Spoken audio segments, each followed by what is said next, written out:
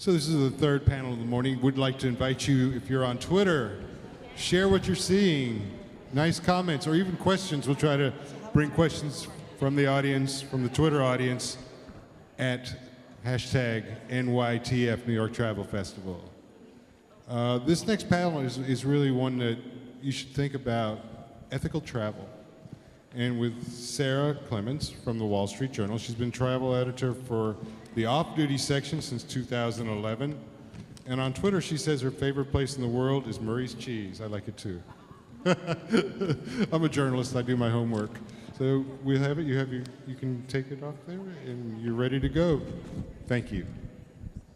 Okay, super. Hi, everybody. You'll have to forgive me. My notes are on my phone, which is going to look a little awkward just at the beginning while I introduce everybody.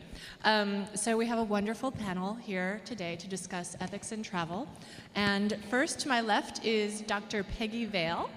She's an anthropologist, a documentary maker, and a curator at NYU's Center for Media, Culture, and History. Her award-winning documentary, Gringo Trails, looks at the impact of tourism on cultures and environments. Rites of Passage, a book based on her research among backpackers in Bolivia as a Fulbright scholar, is forthcoming. Welcome to Pegi. And then next is Sandra Guzman. Sandra is an Emmy Award-winning journalist, author, and yogi who is currently a contributing writer for NBC News. She was associate editor and culture writer for the New York Post and editor-in-chief of Latina and Heart and Soul magazines. Her byline you may have seen in Glamour, Cosmopolitan, Univision, PBS, and I'm sure other places. Next to my left is Deirdre Campbell. She's president of the Tartan Group.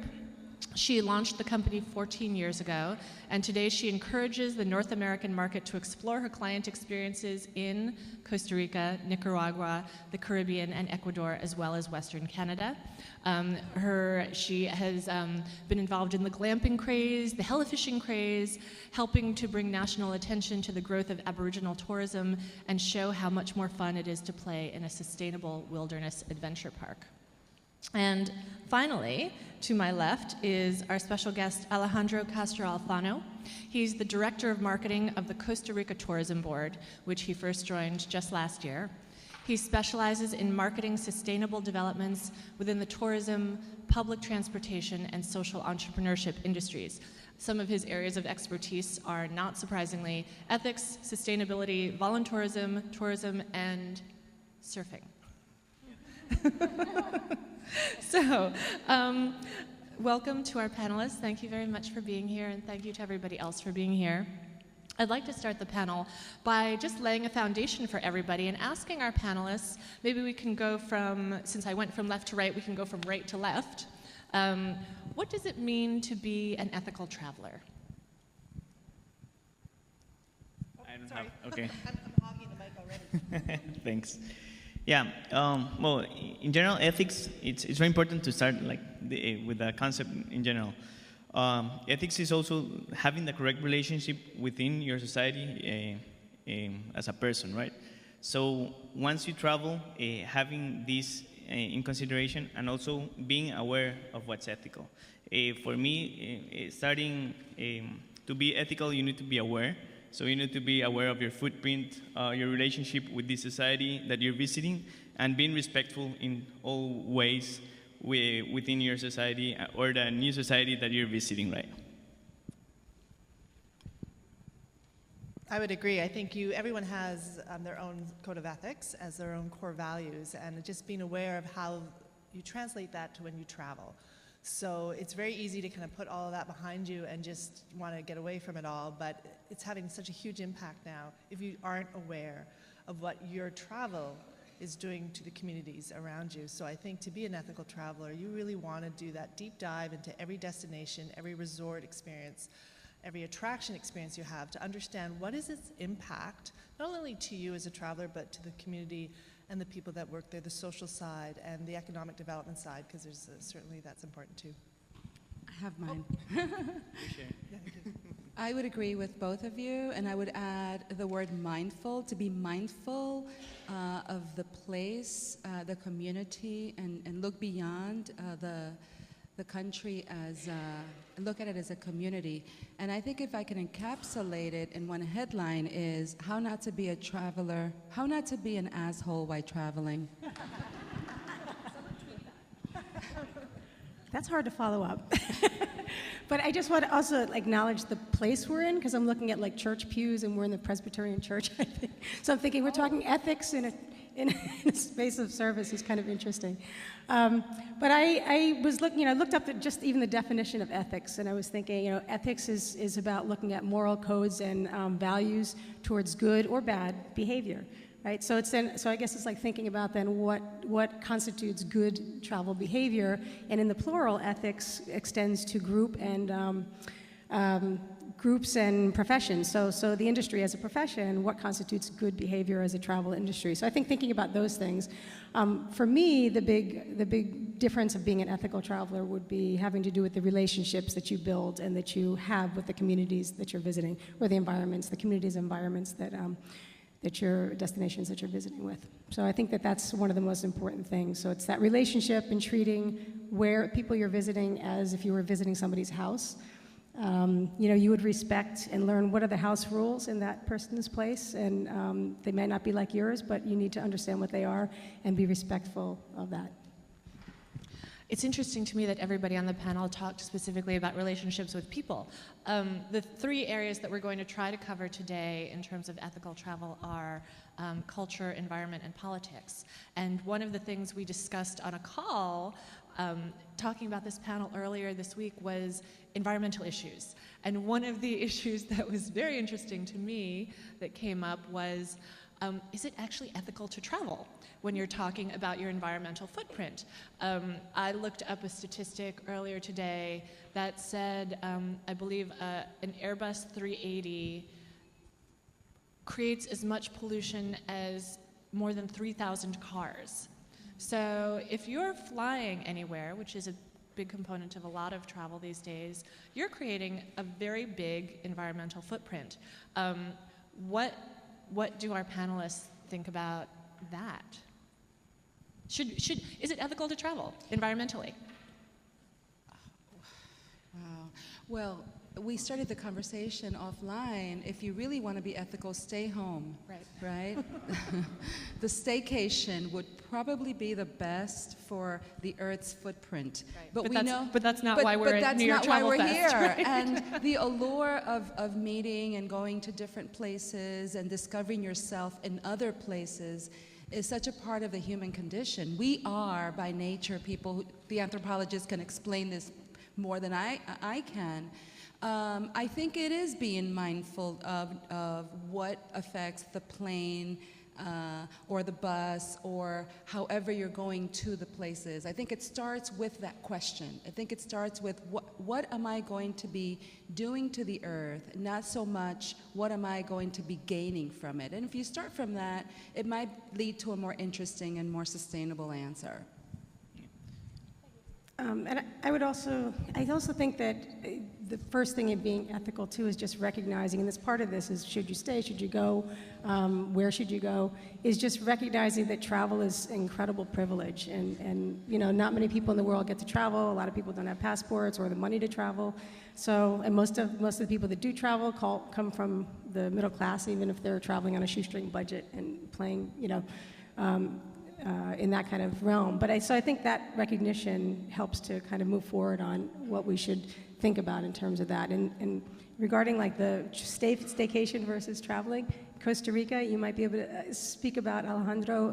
Recently, wasn't there an issue in Ecuador? They were trying to promote Ecuador as a destination. It was hilarious. There's this video about the tourism board saying, well, we're going to Costa Rica. And so everybody thought in Ecuador, the Ecuadorian travelers, they were going to Costa Rica. And in fact, it was into Ecuador, but they changed all the signs saying we landed in Costa Rica. Anyway, I don't know if it's something. Yeah, that's another topic than the question, right? A different kind of ethics in travel. At the end, we were aspirational, let's say, and let's leave it there, but because I really want to answer the other question. But regarding if it's ethical to travel in general, it's always and thinking that you need to be aware of everything first you need to be aware of your footprint and make choices. It's not the same to travel by car than by bike once you're in your destination. And also, there's a lot of mechanisms to offset your footprint, right? So in myself, I'm very conscious of my footprint, and I'm always thinking about that, climate change and everything. I just have that in my head. And for me, it's tough because I do travel a lot to work. So if I see my footprint right now, it's way worse than a couple years ago when I was in other works. So what I do is that I keep track of all my flights, and I know how many tons of CO2 I emit per flight. So at the end of the year, we have a FONAFIFO, which is the national institution that offsets. They give us like carbon bonds. So at the end of the year, I go there and I offset all my emissions. So there's mechanisms and ways to change it, but the most important thing is to be aware and make choices. You're always going to have impact.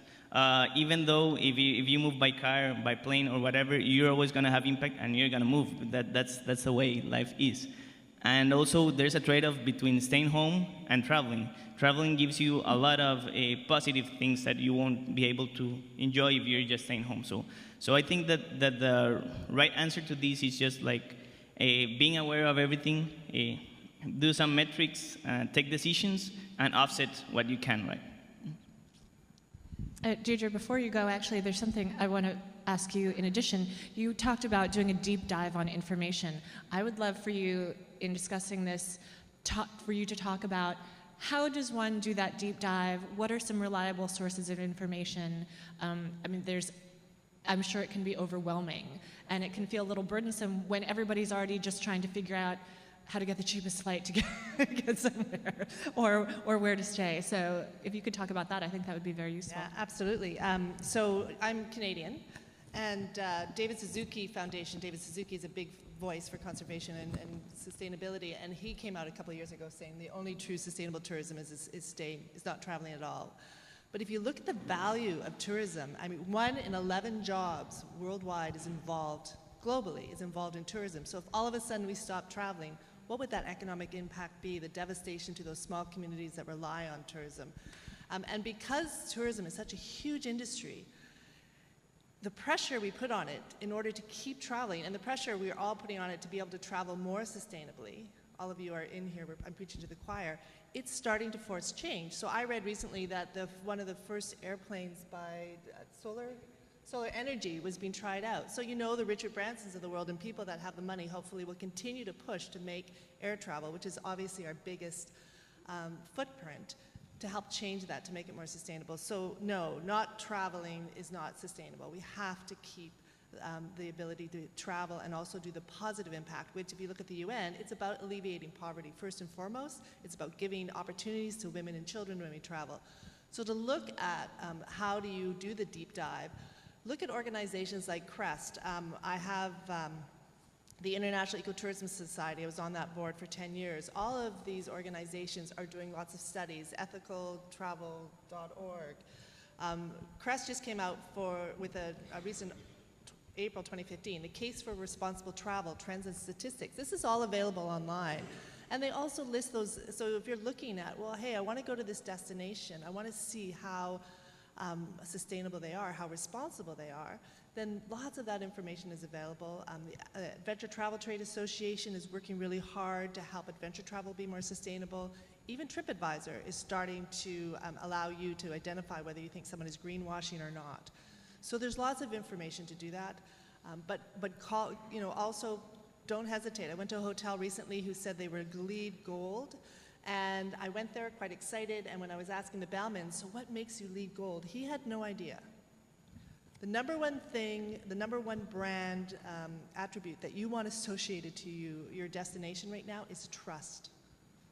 It's not being sustainable, it's not being green, that's a given.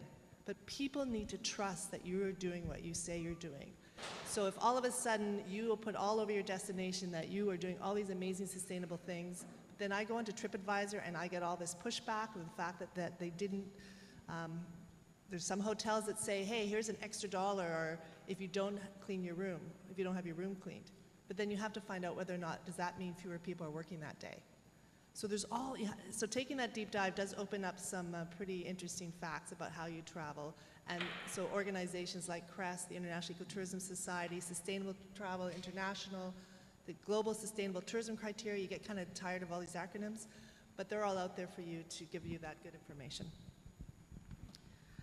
So about 15 years ago, I was in India. I haven't been to India since, sadly. I love India. It's such a fascinating, colorful place. But we were staying in, my then boyfriend and I were staying in a friend of a friend's apartment in Mumbai. And we got in the evening, and we had, you know, a little bit of trash, some water bottles and things, and we looked around the apartment and we couldn't find a trash bin.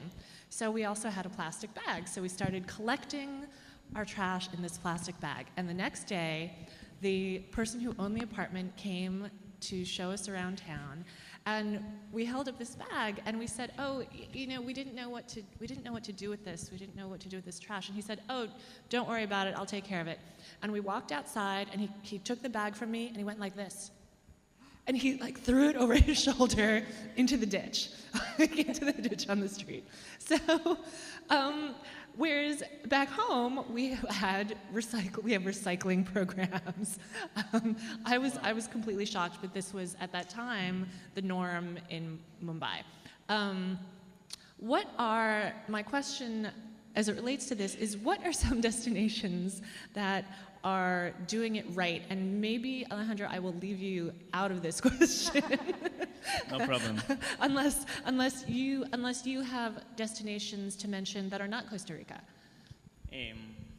Yeah, I know way better Costa Rica, and I don't want to use the panel. That's not ethical to use the panel and sell my but yeah, I'd rather give the word to others. I was thinking, yeah, I've been pushing Rwanda of late because I feel like, you know, Rwanda is a great example where, given, you know, the traumatic history they've had, how they've completely, you know, they're very much aware of environmental and cultural issues, as well as historical and heritage concerns and wildlife. And I think it's an amazing destination that the government has, speaking of recycling, has completely banned plastic bags. If you can get an entire country to ban plastic bags, that says a lot about what the potential are and what we can do both on the government level, but also, you know, individuals now can't carry in plastic bags.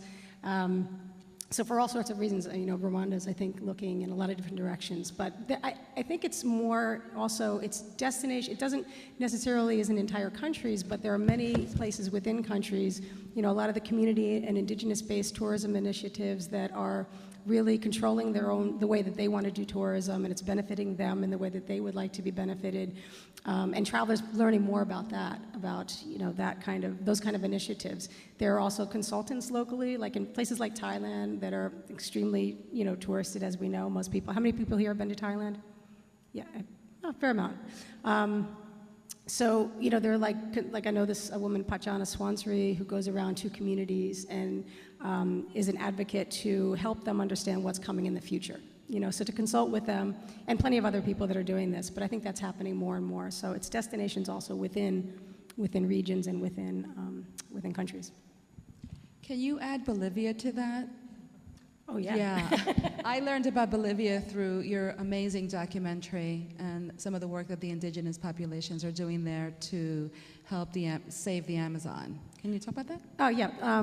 I actually meant to do that. I forgot. Thank you for the reminder. Chalalan Ecolodge is one of the places that we featured in our film Gringo Trails. And it's a great example of a community, the San Jose de Ichupiamomas community that they had an idea for tourism, community-based tourism, but they didn't have the resources. They didn't have the money, which happens a lot of times. You might want something, but they didn't have the resources to do it. So through a number of different outside organizations, they got together the money and the training and so forth to start their own community-based tourism organization called Chalalan Ecolodge. And in the end, they ended up they made a contract so that they could revert control back to them completely.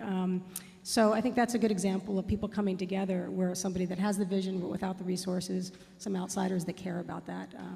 Yeah. So I am going to say Costa Rica, because it's very hard to find one destination that's so holistic and integrated in its approach. So if you're looking at a country, it's it's very difficult. I mean,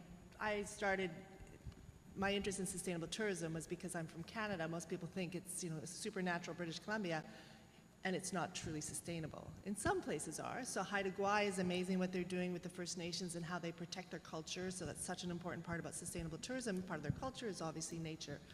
Fogo Island, some amazing examples of sustainable tourism experiences, but holistically as a country, that's not happening. So what you're seeing is within destinations, there are places that are truly embracing this. Ecuador, Quito is hosting the Ecotourism Sustainable Tourism Conference this month. So you see that there is a desire and a need, but Costa Rica, we were involved in creating the first Planet People Peace, and Anya's in the audience, and she was one of our first journalists to come.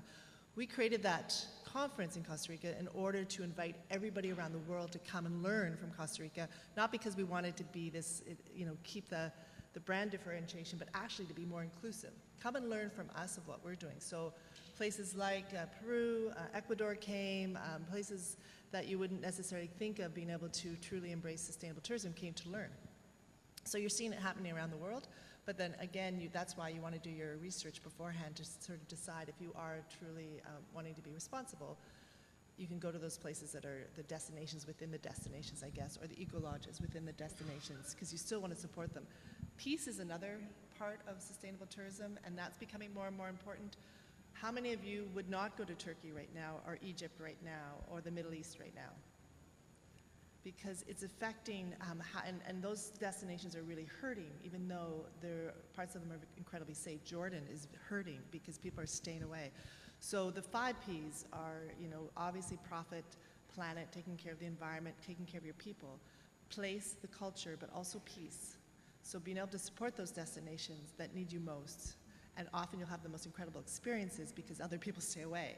So that's something to keep in mind when you're trying to be a responsible tourism is don't necessarily stay away, do your research, but perhaps go when they need you the most. Can I just quickly add that I was just in Guayhanas actually with National Geographic, because I just wanted to bring up ways to look for, if you do have the money to support maybe resorts or something that are doing travel responsibly. Places like if you could look at the World Legacy Awards by National Geographic, of which I work with, and World Travel Tourism Summit, Council, they have Tourism for Tomorrow Awards. You can see who the award winners are, who the contenders were. Oftentimes, if they already got to that point of being one of the finalists, they're doing a great job. So that's another place to maybe to check out when you're looking for places to go. Those are great ideas. I would love to go a little deeper into this political aspect that Deirdre and Pegi brought up, because this is something I've been thinking a little bit about lately, on both the positive and negative sides as a traveler. So, for instance, the stuff that's going on with Russia and Ukraine right now. When you travel, you are spending your dollars and you are supporting the economy of the country that you're visiting. If you, for example, don't believe that Russia should be in Ukraine, should you go to Russia? Should you be spending your dollars to support that economy? On the flip side, Tunisia was a bright spot in the Arab Spring, and Tunisia is not really on the radar of a lot of travelers, but should it be? Should we be using our dollars to help promote democracy in this place that is generally overlooked, notwithstanding the recent awful terrorist attack that happened there? Often, I think, when we're talking about these issues, we think of it in terms of our safety. When you're talking about peace, I think a lot of people would say they don't want to go to the Middle East because they don't feel safe, not because of issues of peace or conflict. But I would love for you guys to talk a little bit about this. I mean, are there places you should or shouldn't go because of the political situations there and because of your beliefs or your stances on certain issues? I wanted to talk a little bit about Cuba before the thawing of the embargo. And this was a question that, of course, was something that my family and I discussed. And I went 3 times before the thaw, and I'm planning to go again this year. And I defied the embargo because I felt it was very important to communicate people to people. I didn't stay in hotels. I stayed with families, and I helped the local economy, because a lot of times how I travel is beyond politics. I travel for culture, I travel for community, And the experiences were absolutely incredible and stunning.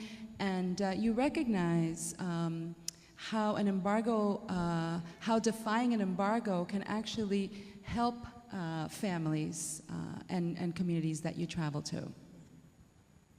Well, I want to go there, and I want to go to Tunisia. I actually think you should support it even more in some ways, because it's the money's, if you're spending, unless you're spending in foreign operators that all the money's bleeding out of the country or something, or in government-run hotel, places, if you don't agree with the politics of the country. But I feel like if you're spending local and that money is going into local community, they're not going to get that. So many places that are now depending on tourism dollars in developing countries, I think that can be critical. So I guess, you have to balance those things out, I think, with what the situation is. Okay.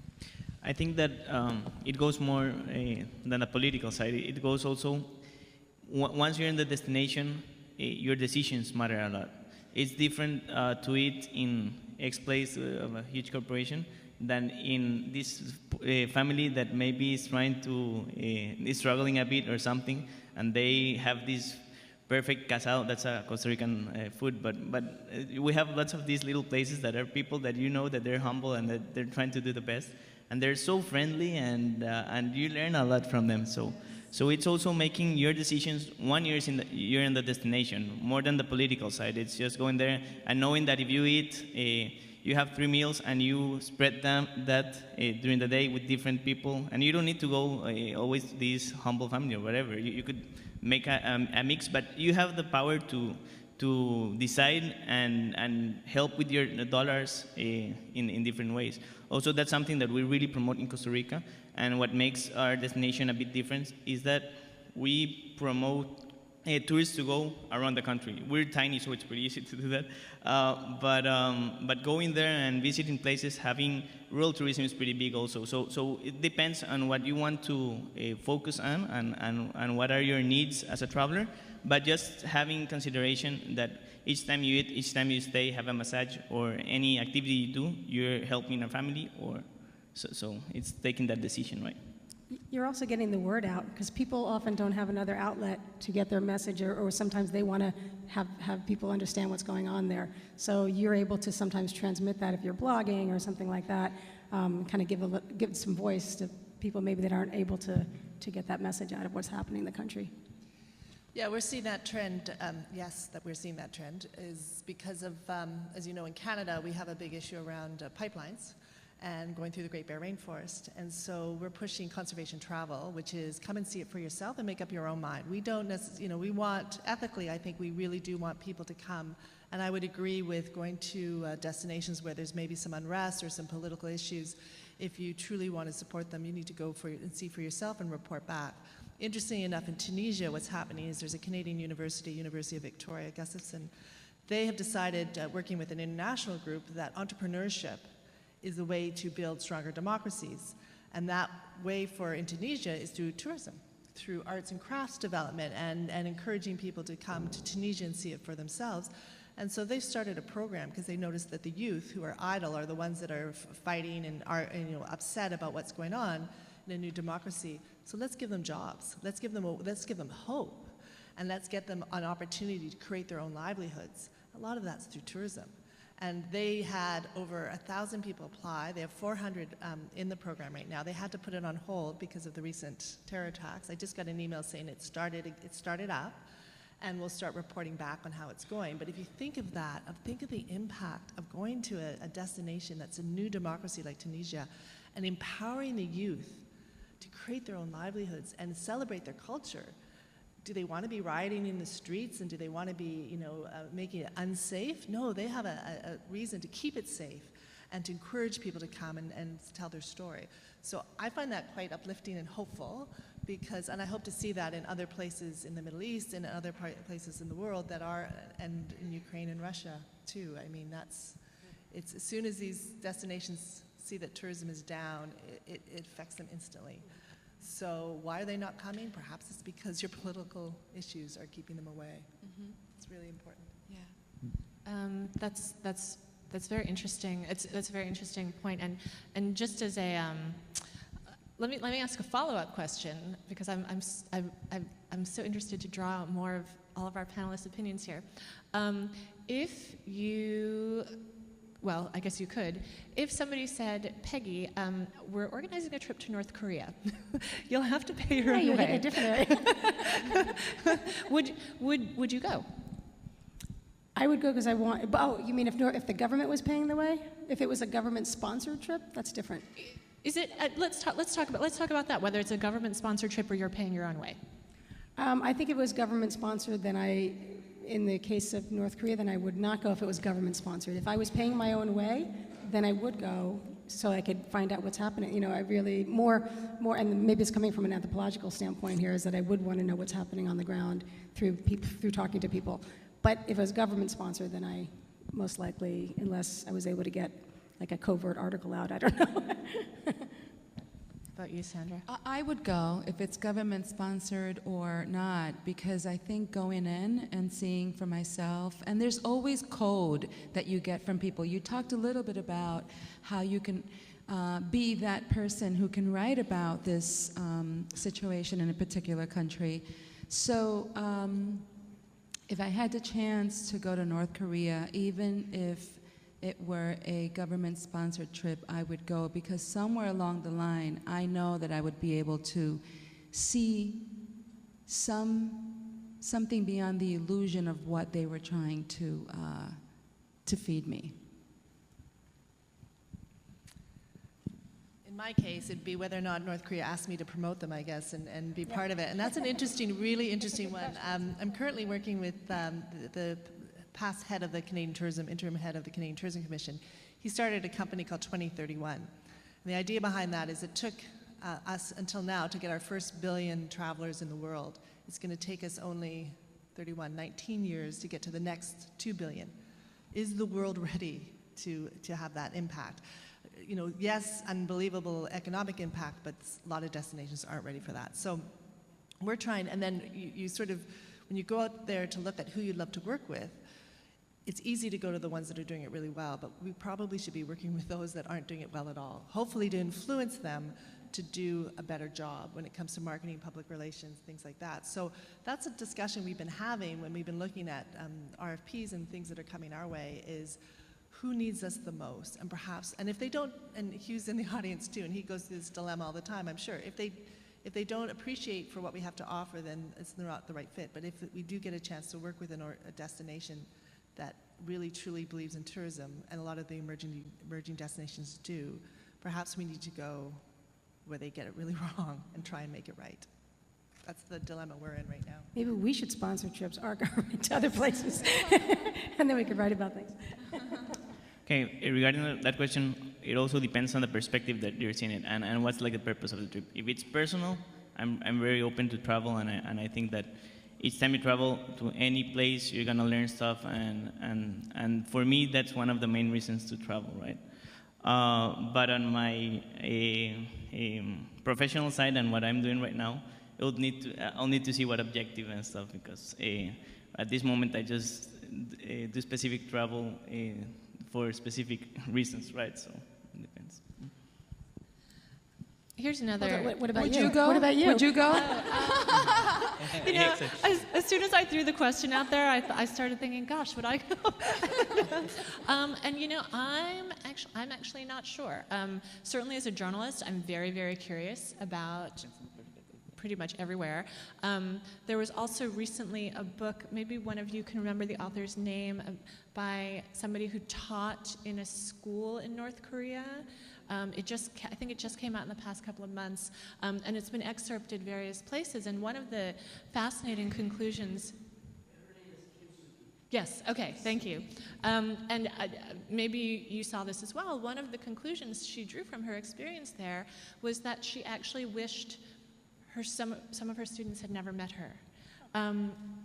Yes, because on the one hand, she was able to open their minds to different perspectives and truths, but on the other hand, she felt that was very dangerous for them in that society. So the answer is I don't know. If you guys want to come up with a trip, I'll give you an answer then. I think Pico Ayo has a Falling Off the Map. He's got a book out, and one of the chapters is, I believe, on North Korea. Interesting, interesting. A little bit along these lines, do you think, I'm somebody in the media, do you think, and Sandra, you're obviously in the media too, do you think the media spotlights aspects of ethical travel enough in travel coverage? I know what the answer is, but would love to hear you elaborate on why and what you think they should be, we should be covering more. No, the media does not. It's not even, I don't even know if it's in the top 10 topics that they feature, and it's really tragic because we are seeing the ramifications. Travel media is all about the fantasy of the place. You never really understand what happens outside of the frame. And case in point, I went to Bali last year for 40 days, and Bali was all about the rice fields, the praying, the loving, and so many people went in search of what the writer found in Eat, Pray, Love. And there's a lot of smog, there's a lot of pollution, and there's a lot of ugly that's happening as a result of media not being mindful of the topic of sustainability in small places and in large places too. I totally agree. I mean, I think, so many people go to destinations because of the films that they see, and our film features that as well, stories that, books that have brought travelers to particular destinations, guidebooks. Anya Mutik is actually featured in the film, and she talks about writing as a guidebook writer and, featuring destinations. But I think if we pay attention more to locals' viewpoints on in some of the places that we're reading, not just the travelers from an outsider perspective, but also from, there's a site called Global Yokel. People could upload their local stories about their own places, what they'd like to share with people, and reading writers from those countries, versus reading outsiders' visions like Eat, Pray, Love on Bali, on that destination. So it's trying to support more local visions. And I don't mean to homogenize local, because what does that mean even? I think if you ask people, New York, what's the vision on New York? If you see Scorsese's New York versus Woody Allen's New York versus Spike Lee's New York, these are pretty different New Yorks that we're seeing. So not to homogenize, but to really try to find as many films from those communities or those cultures that you're visiting made by filmmakers from the local perspective, I think is really a great way to circumvent that a little. Okay, yeah, I think that you could cover way more. And I notice this when I'm in interviews and stuff. Sometimes the questions are not directed to this, and sometimes I just want to share so many things, positive things that are going on. But in general, I think that news aren't focused on the positive side. It's always the downside, what happened with the bomb, what happened with the negative part, right? And we have great things that are going on in Costa Rica. We reverted the deforestation rate. We have more trees than in the 80s at this moment. We're planting trees in the coastline. We have a NGO that works in the slum, and they're doing this building to help people get more educated and healthy and all sorts of stuff. We were one of the first carbon footprint carbon bonds were made in Costa Rica. We have all sorts of stuff that are positive, and sometimes I'm just I want to say this, and I want this is what I really, why I'm very honored to be Costa Rican, happy of being Costa Rican. But sometimes it's only no, and in travel it's you have the beach and the rainforest, and that's it. And we have. And how nice is your hotel? Yeah, right? exactly. Yeah, and what's new? That's always the trend. But and I don't know if it's because of the journalists or what the readers want to hear. But I think it would be great if we could tell more the positive side of the destination and what we're doing, and also the real side, because I think it's ethical to say the truth. We could be very ethical, ecotouristic and stuff, but as any country, everyone has his pros and cons. So I think that if we could be more open in communication and say what's happening, that would be great. And that's about what you were saying of truth, right? It's very important. And right now, it's not ethical nor clever to lie because everyone can see that. It's just a picture and you tweet it and that's it. It's right now, and that's very good of social media, right? Yeah, I have two sides to this because I think the media aren't reporting on it enough, but nor are the marketers and PR people and the experience providers showcasing it enough. The business side of being a sustainable tourism operation, it's not that sexy. However, one of the most popular tours at La Barrios in Costa Rica is the behind-the-scenes tours where you get to see the pigs that create the methane gas that power the guests or the staff's kitchen. A lot of super cool things. It's maybe a little messy, doesn't smell great, but it actually makes you feel a lot better because you realize, and hey, by the way, we don't have hair dryers. And so it's a really interesting point. We say that customer service and sustainability is the new media. And what we mean by that is because each one of you who aren't journalists have your phone and you tell people, you say it like it is. So you're out there saying whether or not you are having a great experience and if you believe someone is truly sustainable. So it really is up to the experience providers and the destinations to open the kimono, talk more openly about what they're doing and what their challenges are. Because I think people are afraid. They say all the time to me, yes, we're doing a lot of good things, but there's a lot of things we can't do. But if we create this community of sharing and authenticity and trust, then perhaps somebody in Ecuador knows how to solve something in Nicaragua or Canada because we start sharing that information. And that's what TIES and CREST and ATTA, Adventure Travel Trade Association, are trying to do. They're trying to create those communities of sustainable and responsible tourism to share it, and don't be afraid. It's to talk about your challenges because that's the only way we're going to solve them, and bring those ideas to the forefront. And that's why, I mean, we need to celebrate places like Costa Rica who are doing it from a governance perspective. And from the grassroots level, right? So like in Chalalan or some of these other community initiatives that are going around, and they became a model for other indigenous and community-based initiatives throughout South America. So it's true, it's like grassroots level is just as important, citizen journalism just as important as I think everybody has to be at the table at this point to help with, thinking about the ethics of travel. And also on that side, we're also, sometimes they tell us like, they're copying your ecotouristic model, what are you gonna do? And we're open. They're copying, if you're copying to do good, that's good.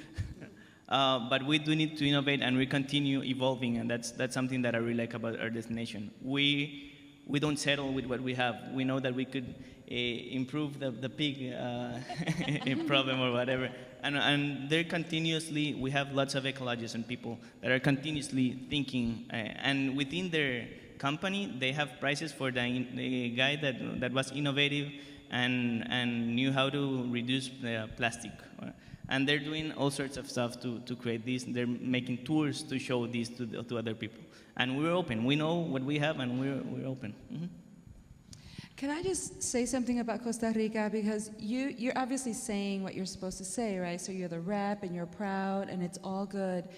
But one of the most delightful experiences I've had in my life was in Costa Rica, and knowing that from the young man who gave me the tour of the forest, who knew every tree, who cared about every single creature there is such, from top to bottom, commitment to sustainability and to the culture. And when you say we're constantly trying to improve, I saw this manifested. So I just wanted to back you up. No, thanks. And as I told you, it's being ethical, and that's the way to communicate, right? Saying the truth and what's happening down there. Yeah. You said something when we had a discussion this week together, and you said something about ethics preceding sustainability. Yes. That's something that has to happen before sustainability can happen. I think that was a very good point. Exactly. Yeah, that's a discussion that we had, and we never finished it. But yeah, for me, like in the long run, you need to be ethical to be sustainable, because I could be sustainable or because it makes business sense at a specific moment, but if that business sense doesn't make in the long run or whatever, I'll stop being sustainable, because I'm thinking about short-term profits, not long-term value maximization, right? So if you're ethical, you could know that maybe you won't do your balance sheet won't be the best, but you're gonna be motivated to do because you think it's the right way to do. So I think that you need to be ethical first, and then being sustainable, and that's the way to be sustainable on the long run, which is important, right? So a new term, ethics drives sustainability. Well, not just that, but ethics makes your sustainability sustainable, right? Exactly. That's it. Exactly. I have a million more questions I'd love to ask our panelists, but I would love to open it up to the audience because I'm sure there are some questions out here too. So if you raise your hands, I think we have a mic that can come around. And if there's somebody in particular you'd like to address your question to, please name that panelist. I have a question just before you go over there to the audience here. Is New York water okay to drink? Yes. Thank you. It's the best. Okay. Yes. It's the best in the world. Excellent So water. one thing I just want to tell you, just quickly, little tip. Travelers Against Plastic, none of you should travel without your own water bottle and your Steri pen or something to take care of your own water. None of you should ever use bottled water anywhere because the impact of plastic water bottles in the world today is one of the worst impacts you can have. So one simple thing to do is responsible travel. Travel with your own water. So That's great. Thank you. Takeaway. And we're not doing that.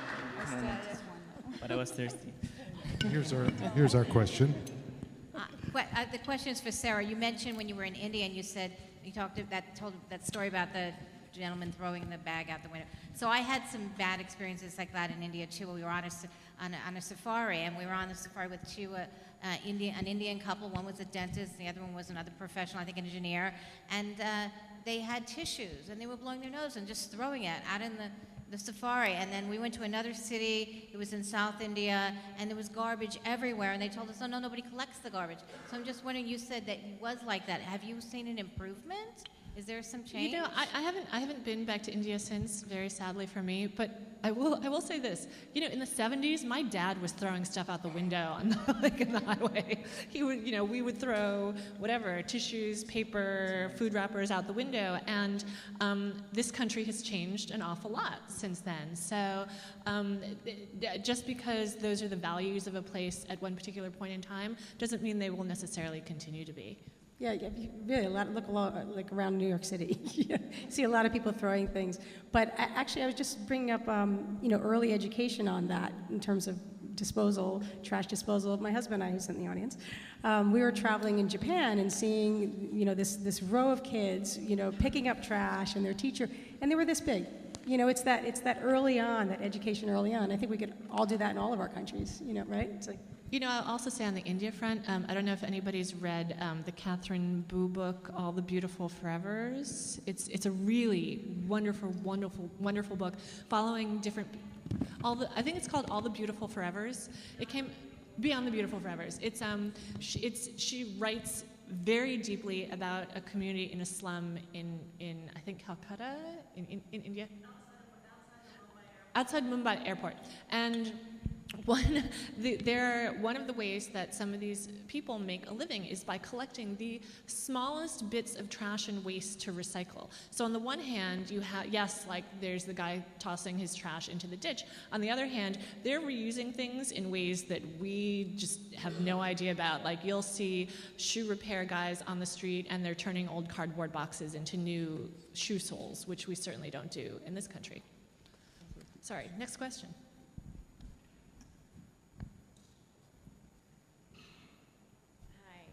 I'm a senior in college and I'm writing my thesis on sustainable promotion in hospitality.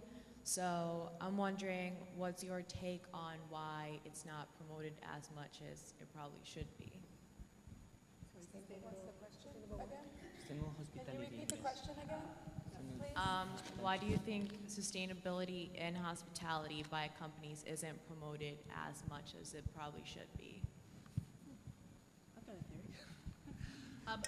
What I mentioned earlier, I think there's a fear factor. I think they think that once they open it up, that people will dig even deeper and say, well, why aren't you doing this? And also I think because people don't demand it. We've done studies that show that all things being equal, people will choose the more sustainable alternative, but that people won't pay that much more. So we haven't given them a reason to really push it out there to use it as a differentiator. But I think that's changing. I think the mindset's changing. I think we've got trusted brands like Nat Geo and others that are, and trusted reporters that are out there like Ethan that are really talking about it more and more, and that younger generation coming up are demanding it. It's part of their culture. So I think that will change. But again, we don't treat it as a marketing differentiator. We treat it as it's an expectations. It's up to us to educate people on what we're doing so that they feel comfortable. So good on you for doing that. That'll be an amazing thesis. No, go ahead. Sorry, okay. Also, I think it's very important. We know that people won't pay like a lot more for sustainable travel. And that's a given, and it's difficult for, Costa Rica has been certifying sustainable travel since 1996, certifying. So we've been working on this for a couple years already. And people know that they won't pay more, but they know also that you need to have the sustainable, but being competitive in price. So that's a differentiator that at least the private sector in Costa Rica knows, and they're doing it because they do believe in it. You speak with business people, and they're like very passionate about what they're doing, and they go there and show you their pig farm or their sewage treatment plant, how they're recycling bottles and selling that and helping the community. So they're very into that. So at the end, that's like a way of living that they created, even though they know that it won't be like more profitable in the short term. Sorry. So. Got another question here. A question for Alejandro. When I went to Costa Rica, I fell in love with it. And I wanted to second what you said, Sandra. When I was there, literally from the moment we landed, and everything we did on the island for 2 weeks, or sorry, the country for 2 weeks, sorry, literally everyone would turn around and give us their passion for their country. So the message is definitely getting through, and to the visitor, and it's getting through to the entire nation. Everyone knows you are an ambassador for your own country. So it's beautiful to see, and it's very moving too. My question for you is, the message has gotten out so strongly that the expat community has grown powerfully in Costa Rica. I'm sure you've seen that, obviously. A lot of Americans have decided Costa Rica is a place to live, but then people move there and it's behind gated communities and that sort of thing. Just wondering if the expat community there is contributing to the country's green efforts or in some way detracting from it. That's a great question. Yeah, I know way better tourism than expats, but I do know that in certain communities they merge pretty well with the community. We have certain examples where we have Costa Ricans and expats living in harmony and having a great time. And you see, some of them help develop in certain coastal towns. They're helping with the recycling because at the beginning they didn't know well how to do it, and they have the best practices here, and they know exactly where to go. They're also, and sometimes I'm like, Costa Ricans should get more involved because people that love the country that are not Costa Ricans are helping. But it's good to have both of them. That's what I've seen in touristic areas that I know that they live there. But I don't follow as much expats. But I also know that we have some in San Jose, and in San Jose it's like not a big city because we're tiny, but a bigger city than other towns. And I know that they've been living there in harmony, and that they really enjoy their time down there. But yeah, I'm not like specific. I know more of tourism than over that. I think that's true. That's happening all along the coast. You know, you look at Mexico, you look down, and literally all through Central America. There are large expat communities and some unbridled growth. And there's actually a film, a documentary called Paraíso, I believe, that's looking at these expat communities in Panama. I'm pretty sure it's in Panama only. But, and looking at the relationship between people that had lived there for a long time, more indigenous communities, you know, local communities, and then expat communities, in both the pluses and the minuses of it. But that you know, the regulations on ownership, land ownership, and purchasing, you know, that I know that's very different places, but all along the coast throughout the Americas, really, you see that. Other questions out there? If not, oh, okay. Hi, wondering, I am always seeing across my Twitter feed all sorts of things relating to voluntourism. I was wondering if any of you could comment on your own beliefs concerning voluntourism. Is voluntourism ever ethical? Would be my broad question. That is such a good question, and it's actually such a huge question. We could have a whole panel just on voluntourism, and maybe someday we will do that.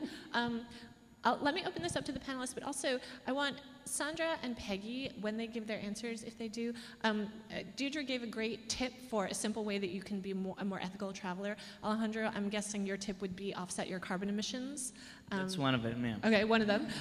When Sandra and Pegi answer, I want them to give tips so that everybody here has a takeaway to, in a simple way, become a more ethical traveler the next time you leave home.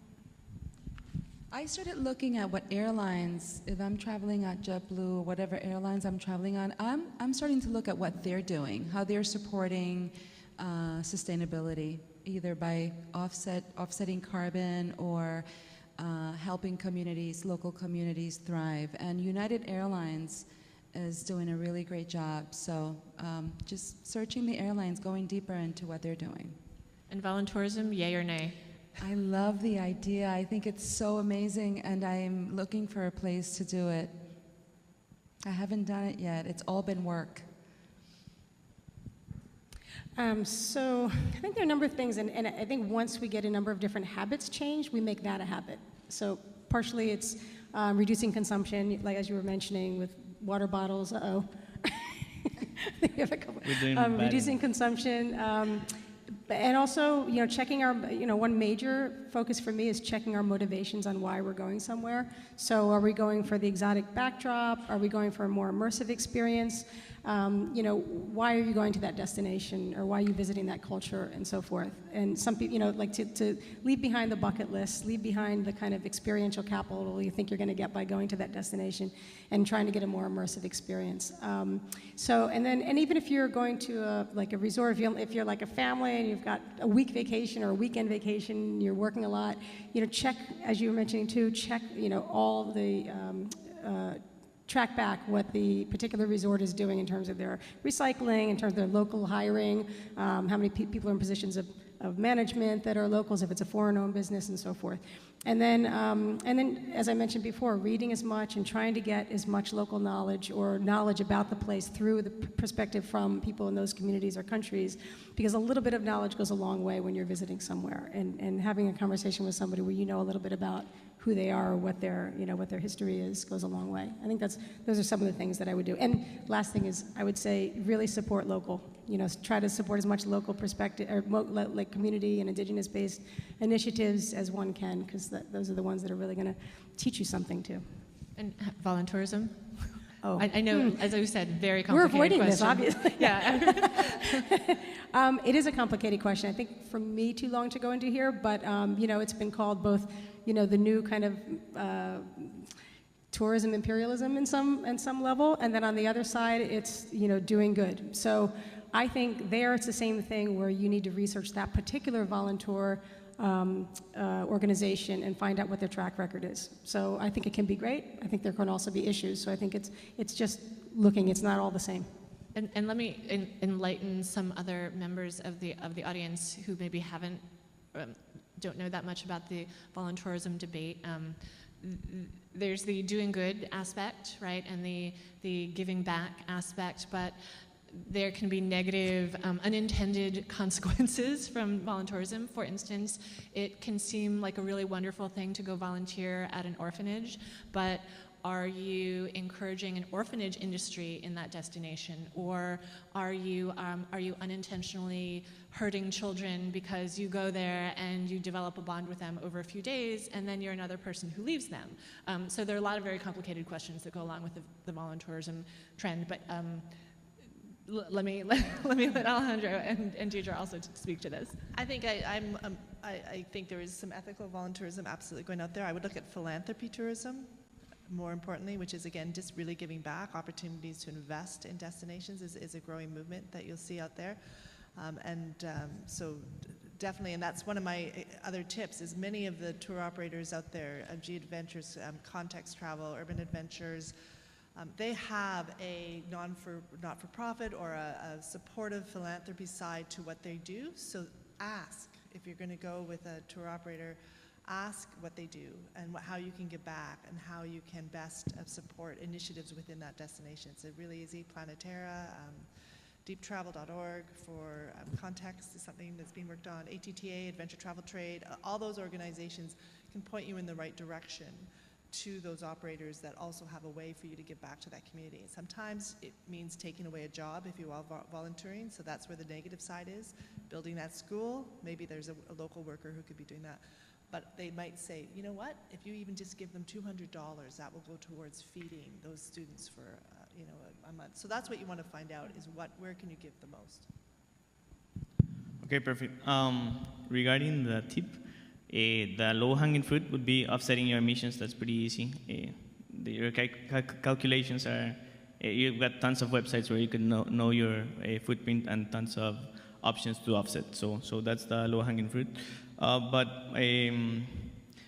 I'd say that the most important thing is like to analyze your trip on the sustainable side. Like do your triple bottom line analysis. See exactly what trade-offs you're gonna have. If you're going to harm the environment, if you're going to go to a community and maybe it's like invasive or won't respect the community in general. So you need to do this analysis and see trade-offs and how could you offset these trade-offs, right? So that's basically, for me, that's basically it. And then having a sustainable objective. I don't know, visiting a community during my trip, helping X fund that I know that it's going to help the destination. Or any other objective that you could think of that would be good, but being like a intelligent objective, something that you research and you know that X NGO is the best in the area and they're gonna do, and that takes me to the volunteerism question. At the end, yes, sometimes you could do harm even if you don't want to. You could go. I could think of, I don't know, the turtle NGOs that we have a ton of them. Maybe you see the turtle, it's very cute, it's amazing, but you touched it and you did bad to the turtle. So you need to go with professionals that really know what they're talking about, and make sure that if you're not an expert in the topic, if you're not, in this specific case, if you're not a biologist, don't think you are just because you're doing good. Go there and speak with the specialists, there's a lot of them also. And make sure that you have an internationally recognized organization that it's doing good. That's great. We are out of time, unfortunately, but I want to thank our panelists for a really wonderful discussion. Thank you for your time and your opinions. And thank everybody for being here. Thank you very much. A great job, Sara. Thank you for a great job. Now we can go up to lunch on the 5th floor. We invite you. And share what you enjoy on Twitter and #NYTF. Salud.